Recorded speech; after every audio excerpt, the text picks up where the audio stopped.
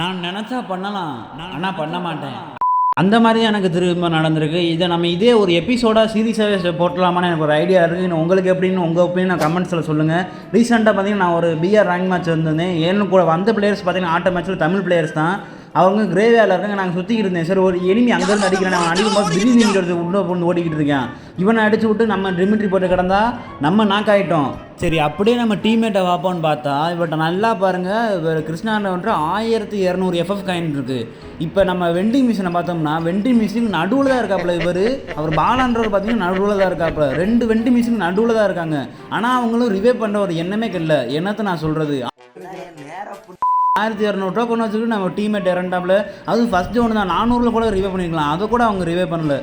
நான் என்னத்தை சொல்கிறது, அவங்க ரிவே பண்ணி நம்ம மேட்ச்சுக்கு தான் ஹெல்ப் பண்ண மாட்டேங்க. நீங்களாச்சும் லைக் அண்ட் சப்ஸ்கிரைப் பண்ணி நம்ம சேனலுக்கு ஹெல்ப் பண்ணி விடுங்க. உங்களை அடுத்த வீடியோவில் சந்திக்கிறோம் மீஸ். அதுவரையும் பாய்.